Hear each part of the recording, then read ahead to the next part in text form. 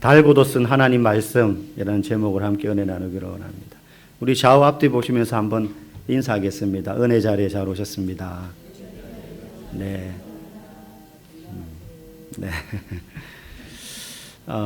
우리가 요한계시록을 지금 계속 살펴보고 있는데 이단들이 요한계시록을 다루는 특징이 있습니다. 단어 하나하나에 굉장히 의미를 부여한다는 거예요.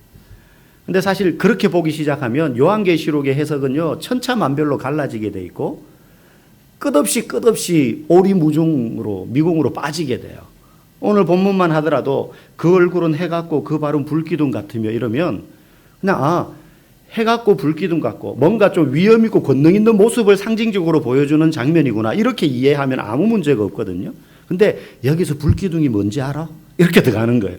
그러면 해석하기 나름이에요. 그 사람이 이 불기둥은 뭐야? 라고 말하기 나름인데 보통 이단들은 자기들이 이렇게 지지하고 섬기는 어떤 교주를 신성시하고자 하는 어떤 목적을 가지고 이 단어들을 자꾸 엉뚱한 해석을 하는데 이제 의미를 부여하기 때문에 우리가 요한계시록을 읽을 때 단어 하나하나에 물론 중요한 단어들이 있습니다. 이거는 어떤 의미다. 해석에서 꼭 필요한 것들이 있죠. 근데 그걸 일일이 단어 하나하나에 우리가 집착하면 요한계시록은 제대로 이해할 수가 없습니다. 오늘 본문에 나오는 장면들이 그러합니다. 짧게 이야기하면 그런 거예요. 이제 요한이 또 다른 환상을 계속 보는 거예요. 환상을 보는데 힘센 천사가 나타나서 작은 두루마리를 들고 있는데 한 발은 바다를 밟고 한 발은 땅을 밟고 그러면서 그 표인 두루마리에 대해서 이러저러한 이야기를 우레소리로 바라는데 요한이 듣고 기록하려고 하니까 그거 기록하지 마라 그래요. 그리고 나서 그 두루마리를 주면서 이거 너 먹어 그러는 거죠. 두루마리를 먹을 수는 없잖아요. 환상이니까. 두루마리를 먹었는데 입에는 단데 배에서는 쓰더라. 이제 이 이야기예요. 아주 간단하죠. 근데 여기에서 여기서 두루마리가 뭔지 여기서 우레소리가 뭔지 이걸 막 따지기 시작하면 진짜 이건 제대로 된 해석으로 나가기 어렵다는 거죠. 오늘 말씀의 핵심은 제목 그대로 하나님의 말씀의 맛입니다. 말씀의 맛. 우리가 아까 찬양도 그렇게 불렀는데요. 여러분 미국의 특이한 정보기관 중에 NDC라는 기관이 있습니다. 정부기관인데요. 이 NDC라는 기관은 우리말로 하면 국가기밀문서해제센터예요. 그래서 기밀문서여서 그 당시에는 일반인에게 공개할 수 없었지만 한 20원, 법적으로 25년이 지나고 나면 이제 여러 관련 부서의 협의를 거쳐서 절차를 따라서 이 문서들을 일반인들에게 이제 공개하는 겁니다.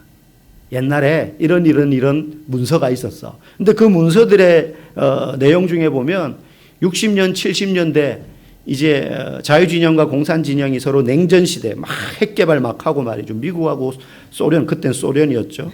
막 핵개발하던 그런 냉전시대 때 핵무기로 세계 주요 도시를 공격하기 위해서 타켓을 설정했던 그런 계획을 세워놓은 문서들도 있고요. 또 어떤 나라는 그 나라의 지도자를 제거해서 정부를 뒤바꾸려고 하는 그런 계획을 세워놓았던 문서들도 있습니다. 만약에 그 문서들이 다 실행되었더라면 아마 세계 역사가 지금과는 많이 바뀌었을 거예요. 그 이제 해제되는 문서들, 공개되는 문서들은 거의 이제 실행은 되지 않은 문서들이 이제 많습니다. 오늘 우리가 읽은 본문도 그래요. 하나님께서 심판의 비밀에 대해서 힘센 한 천사가 우레 같은 소리를 바라면서 말하는데 요한이 기록하려고 하니까 기록하지 못하게 합니다. 그 말은 이 심판이 실행되지 않은 심판이다라는 것을 우리는 알 수 있어요. 자, 2절 3절 말씀 우리 한번 읽어보겠습니다. 시작.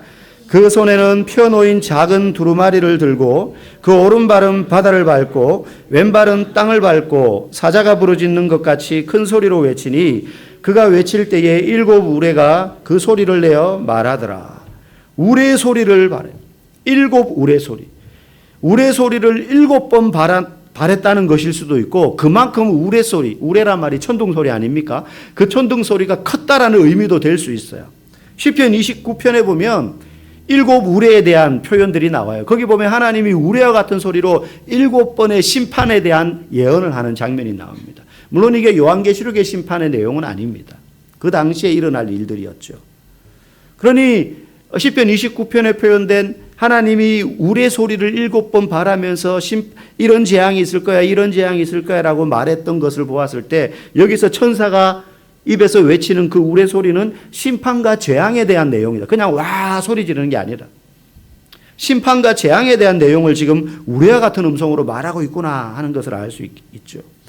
근데 이제 요한이 이제 그걸 적으려고 하니까 적지 말라 그래요. 여러분 지금 우리가 읽는 본문의 위치가 요한계시록 10장이 어디에 위치하느냐 하면 마치 중간에 껴있는 것 같아요. 다시 말하면 이 7장은요 우리가 앞에 지금 처음에 7인을 하나씩 뗄 때마다 심판이 계속 있었잖아요. 요한계시록의 전체에는 7인의 심판, 7 나팔의 심판, 그리고 7 대접의 심판이 이렇게 3번의 심판의 환상으로 요한에게 보여지는데 그 사이에 7인의 심판과 7 나팔의 심판 사이에 우리가 앞에 살펴봤던 7장의 내용이 막간에 그러니까 햄버거 같으면 그 사이에는 패티처럼 껴있는, 그래서 심판 내용이 쭉 진행되다가 14만 4천 구원받을 자들에 대한 이야기가 나왔고, 그리고 오늘 우리가 읽은 이제 이 10장의 내용이 나오는데 이 10장부터 11장 14절까지가 이 나팔 심판 6째 나팔과 7째 나팔이 진행되는 사이에 껴있는 또 내용이에요. 그러니까 나팔 심판이 아직 끝난 게 아니에요. 6째 나팔까지 나왔고 지난주 이제 7째 나팔이 불려지기 전에 요 10장의 내용이 껴서 지금 나오는 겁니다. 이 심판은 계획은 있지만 실행되지 않은 심판이에요. 우리 7절 말씀 한번 읽어볼까요? 7째 천사가 소리내는 날 그의 나팔을 불려고 할 때에 하나님이 그의 종 선지자들에게 전하신 복음과 같이 그 하나님의 비밀이 이루어지리라 하더라. 여기 보니까 하나님이 그의 종 선지자들에게 전하신 복음이라고 말하는데 이 선지자들에게 전했던 그 복음의 내용이 있는데 그 내용이 이루어지기 직전이에요. 그의 나팔을 불려고 할 때에 7째 천사가 그러니까 7번째 나팔 불기 직전에 지금 하나님이 어떤 비밀을 드러내어 보여주는 겁니다. 그러니 오늘 본문은 재앙과 심판이 이렇게 있을 거야 라는 내용이 아니라 이 앞에 하나님께서 하나님의 복음을 전하던 하나님의 종들에게 말씀하셨던 그 내용이 앞으로 이루어질 거야 라는 것을 얘기해 주는 내용이에요. 그러면 하나님이 그 앞에 언제 자신의 종들에게 어떤 비밀에 대해서 말해 주셨나? 이게 어디에 나오는 내용이냐면 우리가 그 앞부분에 인의 심판 쭉 나오는데 6장 10절에 보면 5째 인을 뗐을 때 첫째 인, 둘째 인, 셋째 인, 넷째 아마 다 잊어버리셨을 것 같은데 그 인을 뗄 때마다 말들이 막 튀어나왔잖아요. 뭐 청황색말, 붉은 말, 백마 막 이렇게 튀어나왔잖아요. 네, 나왔습니다. 네. 그리고 이제 5째 인을 뗄 때는 말이 튀어나온 게 아니라 하나님의 제단 앞에 하나님의 복음을 위하여 살다가 순교당했던 순교자들이 부르짖는 장면이 5째 인을 뗄 때에 나와요. 나옵니다. 네. 그때 그 사람들이 하나님 앞에 막 부르짖었어요. 하나님 언제까지 우리가 기다려야 됩니까? 빨리 이 심판이 도래하기를 원합니다. 자기들은 복음을 전하다가 이렇게 저렇게 고난당하고 이제 순교를 당했으니 하나님 이제 작정하신 그 심판에 약속하신 때가 빨리 이르러야 되지 않겠습니까? 라면서 막 호소해요. 약간 억울한 마음으로. 우리 복음 전하다가 이렇게 죽고 힘들었는데 하나님 이제 빨리 이 심판이 와야 되지 않겠어요? 우리의 죽음이 헛되지 않으려면 그래야 되지 않겠습니까? 막 이렇게 막 외치니까 하나님께서 뭐라고 말씀하시느냐 하면 아직까지 수가 다 차지 않았다. 좀 기다려라.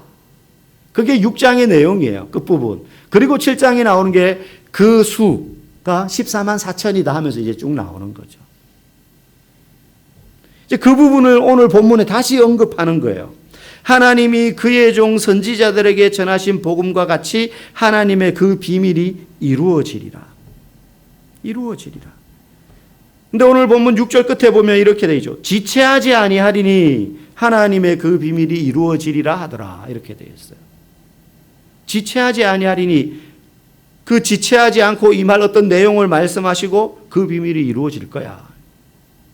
그 비밀이 뭐예요? 그 종들에게 이야기하신 것. 그 하나님의 종들이 뭐라고 말했습니까? 빨리 이 심판의 때가 임해야 되지 않겠습니까? 그래서 앞에는 수가 차기까지 기다려. 그런데 이제 오늘 본문에 와서는 속히 이루어질 거야. 걱정하지 마. 이미 순교한 하나님의 종들이 속히 심판이 이루어지기를 구하지만 하나님은 그 수가 차기까지 기다리라 그랬어요. 그런데 그렇다고 해서 그 기다리는 날이 무한정 기다리는 날이 되지는 않을 거라는 거예요. 사람들은 생각합니다. 야, 2000년 전에 예수님이 오셔서 내가 도둑같이 오겠다 그랬는데 2000년이 지나는 동안 안 오셨는데 앞으로도 안 오실 거야. 교회 다니는 사람들 가운데에도 아이고 내가 사는 동안 오겠어? 그런 일은 없겠지 라는 생각을 은연중에 많이 가지고 삽니다.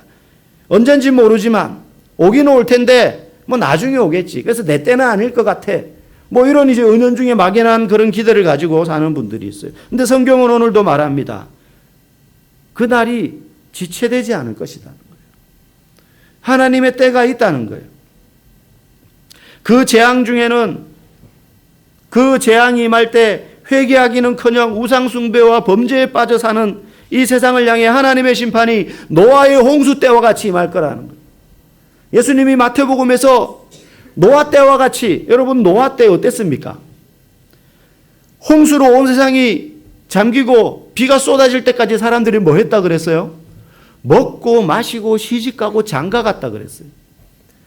그냥 일상적으로 이 세상에서 내가 하는 삶을 살아가고 있었어요.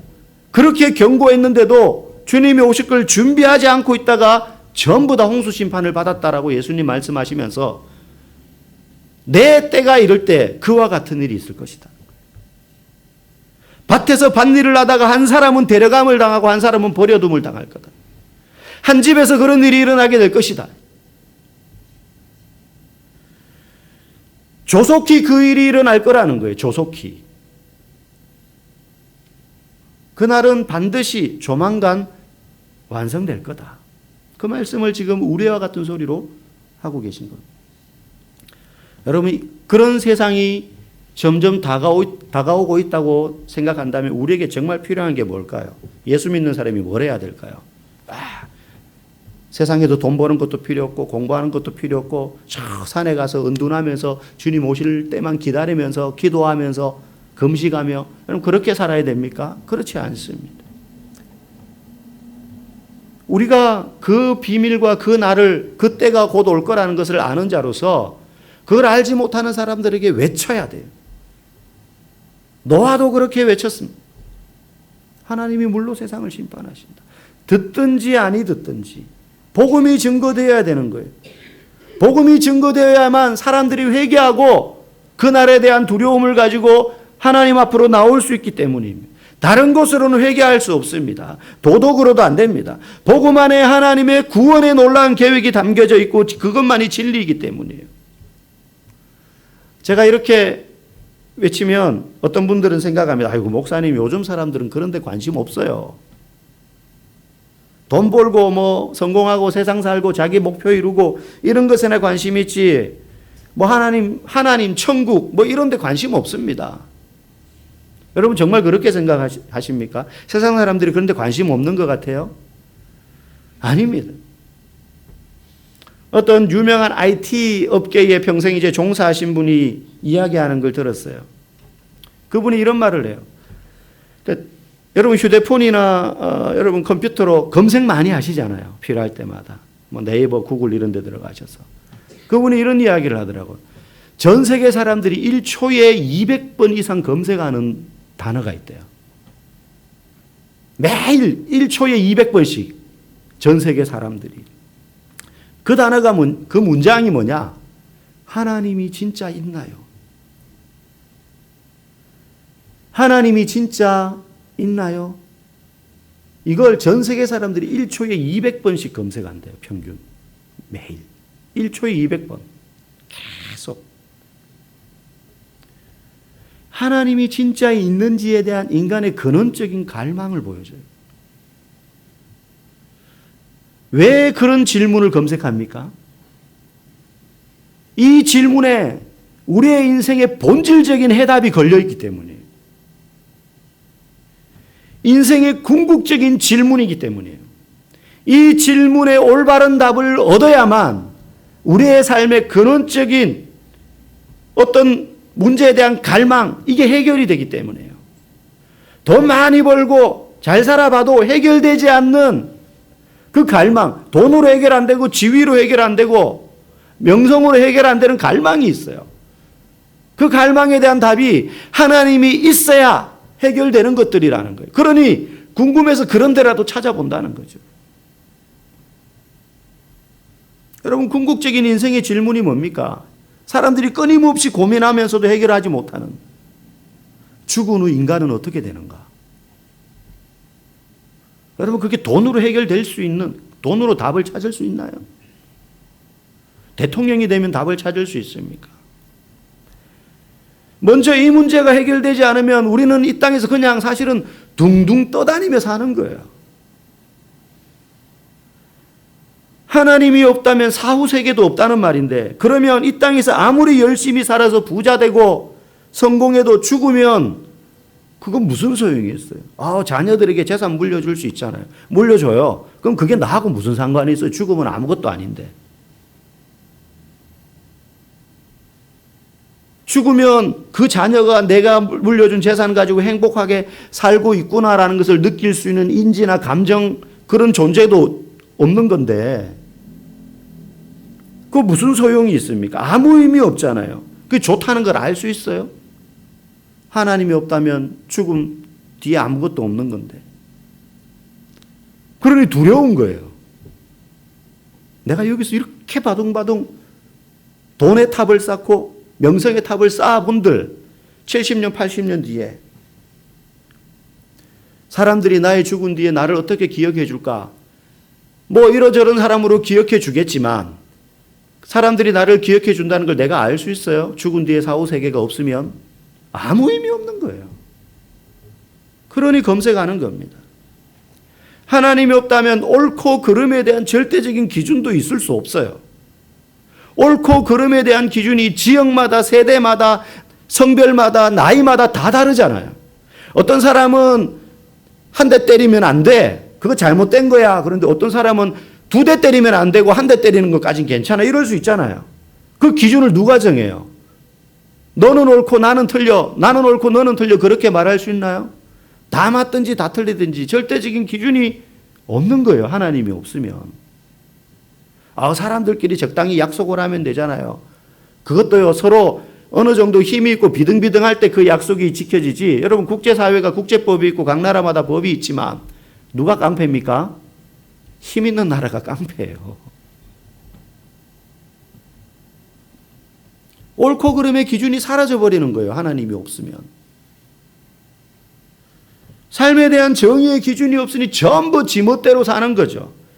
그게 어떤 세계냐? 동물의 세계예요. 동물의 세계. 힘센 놈이 장대. 여러분, 우리가 세상을 살아보면 그런 걸 무뚝무뚝 느낄 때 있지 않습니까?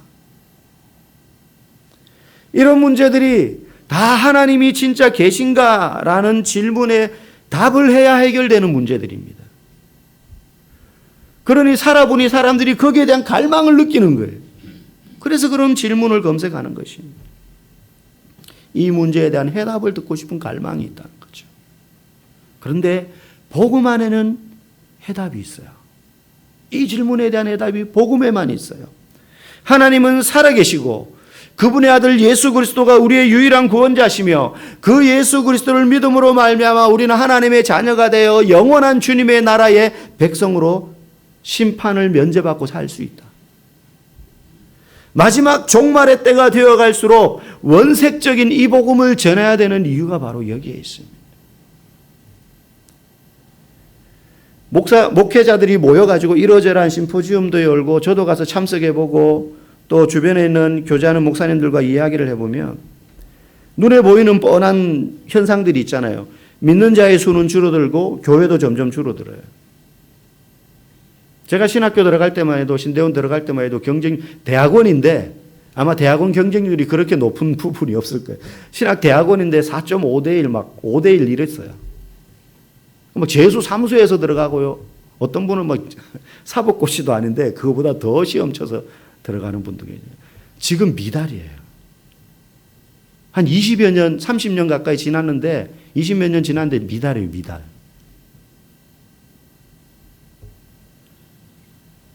그런 이야기를 나누면서 목회자들이요, 야, 앞으로 교회가 어떤 교회가 살아남을까? 어떤 교회가 살아남을까? 그런 고민들을 진지한 대화를 하는데 결론이 하나로 모여져요. 이 복음의 진리를 끊임없이 말하는 교회. 그러니까 뭐 좋은 프로그램을 돌리고 행사를 많이 하고 또 막 영상 장비 또 어떤 막 콘서트 같은 거 막 하고 뭐 이웃들 불러가지고 바자회 하고 뭐 이런 거 교회들이 많이 할 수 있어요. 필요합니다. 지역을 위해서. 그런데 그거 다 걷어내고 나서 그거 많이 하는데 진짜 복음이 우리의 인생의 해답입니다. 예수님이 우리를 살립니다. 이 말을 외치지 않는 교회는 문을 닫아요. 여러분 서구 교회들이 다 문을 닫았다 그러잖아요. 유럽의 교회, 미국의 교회들이. 여러분 예전에 로버트 슐러라는 그 유명한 목사님, 미국의 수정교회, 크리스탈 처치, 어마어마하게 아름답게 지은 그 교회. 그 교회 지금 성도가 한 명도 없어가지고 팔려요. 수천 명이 한꺼번에 들어갈 수 있는 아름다운 교회였는데 그 교회에서 외쳤던 이야기가 뭐냐면 긍정의 힘. 된다고 믿어라. 그러면 된다. 그건 복음이 아니거든요. 그래서 복음을 외치고 또 한 가지 소그룹이 살아있는 교회. 이 두 가지. 이 교회들은 살아난다. 서구의 교회들이 그렇더라고. 다 죽는데 거기서 살아난 교회들이 있다는 거예요.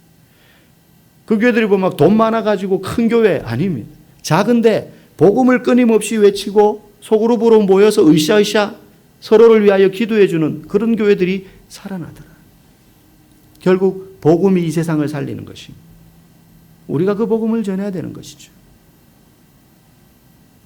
10절 말씀 우리 읽어보겠습니다. 시작. 내가 천사의 손에서 작은 두루마리를 갖다 먹어버리니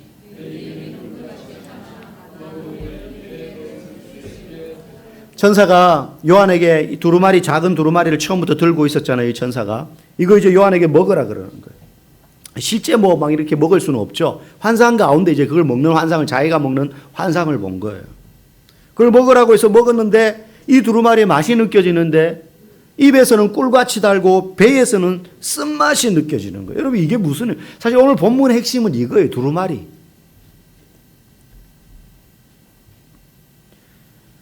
입에는 쓴데 입에는 단데 뱃속에서 소화되는 과정에서는 쓰더라. 복음의 비밀을 깨달을 때 하나님의 말씀의 의미를 깨달을 때는 얼마나 황홀하고 기쁜지 몰라요. 달콤합니다. 달죠. 여러분 성경을 읽다가 우리 지금 성경 통독하고 있잖아요. 아마 벌써 1독 하신 분 계시고 거의 다 하신 분도 계시고 이제 2독으로 벌써 넘어가신 분도 계시고 그런 줄 압니다. 그렇게 읽어나가 보면 말씀의 맛이 얼마나 단지 막 느껴져요. 그런데 이 말씀이 우리의 입에서 나와 누군가에게 전해질 때는 굉장히 씁니다. 왜? 나에게는 달게 느껴졌던 은혜의 그 말씀이 저 사람에게는 반감을 불러일으키고 또 불만을 만들고 불편함을 만들어서 내게 공격으로 되돌아와요. 조롱으로 되돌아와요. 비난으로 되돌아와요. 그러면 그 말씀이 쓰디 쓴 거예요. 또 어떤 의미입니까? 내가 말씀을 읽고 결단하고 이렇게 살아야지 은혜 받고 달아요 말씀이. 근데 그 말씀을 삶에서 실제 살아내려고 하니 쓴 거예요. 힘들거든요. 내가 깨달을 때는 좋은데 그걸 살려고 하니 얼마나 괴로운지 모릅니다. 얼마나 괴로운지 몰라요. 어느 날 한 남편이 교회에서 목사님한테 에베소서 5장의 말씀을 설교를 들은 거예요. 남편들아 아내 사랑하기를 그리스도께서 교회를 사랑하시고 그 교회를 위하여 자신을 주심같이 하라. 이 말씀에 은혜를 받고 도전을 받았어. 내가 아내를 이때까지 그렇게 사랑하지 못했는데 내가 아내에게 정말 오늘 집에 가서 사랑한다고 먼저 고백해야지. 회개하면서 결단을 한 겁니다. 이때까지는 달았어요. 말씀이. 그리고 이제 그 말을 이제 해야겠다 하고는 집에 들어갔는데 아내가 잠깐 어디 나갔는지 저녁 시간인데 집에 없어요. 아니 이 시간에 어딜 갔나. 배는 고프고. 그래가지고는 이제 밥솥을 열었는데 남편들이 제일 화나는 상황이 탁 생긴 거예요. 언제 제일 화납니까? 밥이 없을 때. 남자들은 밥솥에 밥이 항상 있어요. 제가 결혼 초기에 참 이것 때문에 아내랑 많이 투닥거렸거든요. 저희 어머니는 4식구밖에 안 되지만 통이 크셔가지고 항상 밥이 쉬어서 버리면 버렸지 모자라는 일이 없었어요. 새벽 2시에 집에 들어와서 밥솥을 열어도 밥이 있었어요.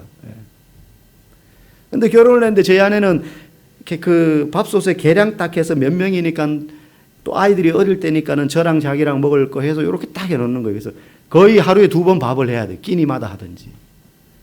근데 이제 목사니까는 막 신방 갔다 오고 뭐 이렇게 하다 보면 늦게 들어와서 저녁을 못 먹고 집에서 먹어야 될 때도 있고 밤에 들어오고 열면 밥이 없어요.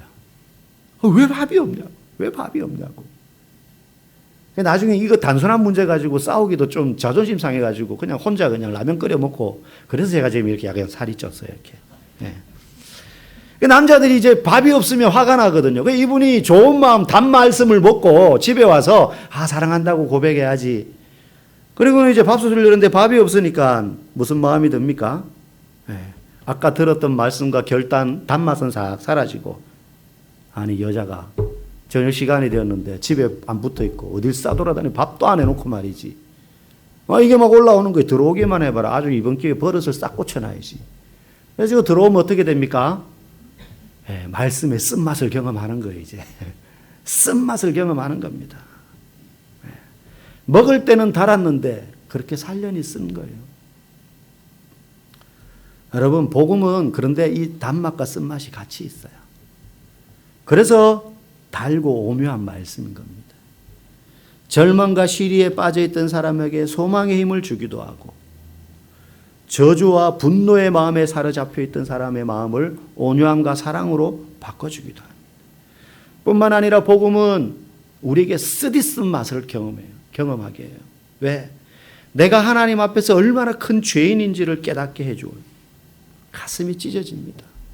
내가 뭔가 멋있는 사람인 줄 알았는데 말씀 앞에서 내 죄를 낱낱이 하나님 앞에 드러낼 때에는 부끄러워 견딜 수 없는 겁니다. 여러분 그런 경험 해보신 적이 있으세요?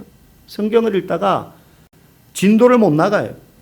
읽는데 이 말씀이 내게 칼처럼 다가오는 거죠.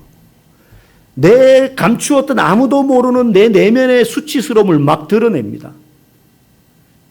지금 면전에다 대고 하나님이 나를 향하여 손가락질하면서 죄를 하나씩 그 안에서 숨겨져 있는 깊숙한 죄를 끄집어내는 것처럼 느껴질 때 얼마나 부끄럽고 수치스러운지 몰라요. 그러면 말씀을 읽지 못하고 거기서 엎드리는 것입니다. 쓰죠. 쓴맛이 느껴집니다.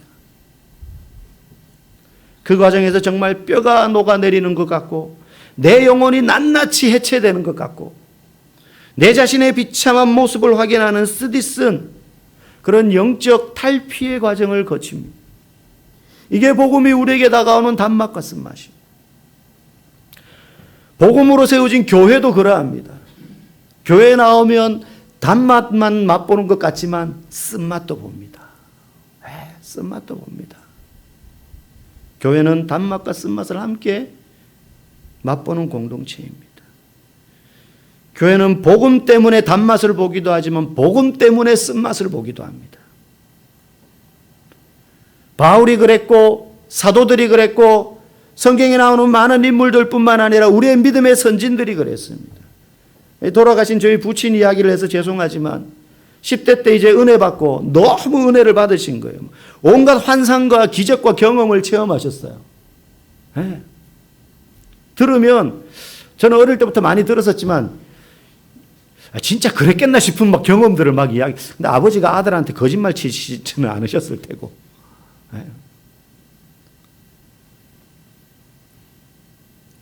근데 그것 때문에 쓴맛을 너무 많이 보셨어요. 맨날 두들겨 맞고 저희 할아버지한테. 그 담뱃대 끝에 곤방대라 그러시더라고요. 이렇게 나무지만 이렇게 노쇠처럼 되어 있는 그걸로 머리를 때린 데를 계속 때리는 거예요. 무릎 꿇어 해놓고는 막. 교회 갔다 왔다고. 아버지 장터 오늘 갔다 오는 날인 줄 알면서 네가 교회를 가? 장터 갔다 오신 날은 항상 동구 밖에 나가서 이게 불 들고 이제 아버지를 기다려야 됐거든요. 근데 그날 수요 예배하고 겹쳐가지고 어쩔 수 없이 교회를 가신 거예요. 갔다 오니까는 이제 딱 이미 술 한잔 하셨죠. 그래가지고는 막 계속 여기가 빵꾸가 나가지고 피가 터질 때까지 때리는 거예요. 쓴맛을 보는 거죠. 그렇지만 복음의 방식대로 우리가 살아가기 위해서는 이 복음의 쓴맛과 단맛을 먹어야 돼요. 하늘의 만나인 하나님의 말씀, 이 복음을 우리가 먹어야 돼요. 예수님도 사단이 시험하러 왔을 때 사람이 떡으로만 살 것이 아니요 하나님의 입에서 나오는 모든 말씀으로 말미암아 살 것이라고 했어요. 예수님도 그렇게 말했어요. 우리가 무슨 용가리 통뼈라고 말씀도 안 먹고 성경도 읽지 않고 그냥 내 방식대로 내 경험대로 내 지혜대로 살 수 없습니다. 여러분, 사람이요 몸만 건강하다고 사는 게 아닙니다. 영혼이 건강해야 되고요. 그 말은 우리의 삶은 이 땅에서의 인생이 전부가 아니라는 뜻입니다. 죽은 뒤에 아무것도 없다 그러면 우리의 영혼도 없는 거예요. 그래서 그리스도인에게, 누군가 여러분에게 당신은 도대체 왜 그렇게 사십니까? 라고 물으면 이 땅의 삶이 전부가 아니기 때문입니다. 라고 대답할 수 있어요. 그러면 어떻게 살아야 됩니까? 라고 물으면 오늘 죽을 것처럼 살지만 영원히 산다는 것을 알고 삽니다. 이게 복음의 단맛과 쓴맛을 다 경험한 성도가 할 수 있는 대답입니다. 한 가지 맛만 먹어본 성도는 건강한 성도일 수 없습니다. 제가 고1 때 처음 냉면이라는 걸 먹어봤거든요. 소문으로만 듣던 냉면. 지가 맛있어 봐야 국수지 얼마나 맛있겠어. 그렇게 생각하고는 저희 가족들 모두가 냉면을 먹으러 갔는데, 야, 먹어보니까 생전 태어나서 처음 느껴보는 맛인 거예요. 칼국수, 잔치국수만 먹다가 냉면을 먹으니 이게 시큼하면서 달짝지근하면서 짭조름하면서 하여튼 내가 알던 국수의 맛이 아닌 거예요. 식감도 그렇고. 근데 그게 또 차가운 거예요. 야, 이런 게 있나? 이런 게 있나? 내가 이걸 못 먹어봤으면, 이 맛을 못 봤으면 어쩔 뻔했나? 말씀을 실천하면서 쓴맛도 보고 단맛도 보고 자신의 연약함도 경험하고 말씀을 전하다가 조롱도 당해보고 은혜 가운데 사로잡혀보고. 여러분, 그래야 말씀이 우리에게 더 달게 다가오는 줄 믿습니다. 더 달게 다가오는 줄 믿습니다. 저는 우리 모두가요, 지금 성경 통독 하고 계신 분들, 그 성경 통독 이제 올해 3독이 우리가 지금 계획이잖아요. 3독하고 나면 그 다음부터는 이 통독은 이제 또 계속해 나가지만 한 챕터씩 저랑 같이 정독을 좀 이렇게 하는 시간을 또 가지려고 합니다. 천천히 읽되 그 말씀을 꼭꼭 씹어 먹는 시간. 그래서요, 이 말씀의 맛을 우리가 깊이 경험할 수 있는 저와 여러분들 되기를 간절히 소망합니다. 말씀을 실천할 때 느껴지는 쓴맛도 기꺼운 마음으로 우리가 느끼고, 그래서 여러분 물러서지 마십시오. 예수님께서 우리 앞서 말씀을 실천하셨고 또 우리를 향하여 잘 따라오라고 하십니다. 내 멍에는 쉽고 가볍다라고 말씀하셨어요. 우리가 그 예수님과 함께 두려워 말고 이 복음을 전하고 실천하면서 그 단맛과 말씀의 쓴맛을 다 경험함으로 건강한 성도로 세워질 수 있기를 주의 이름으로 간절히 축복합니다.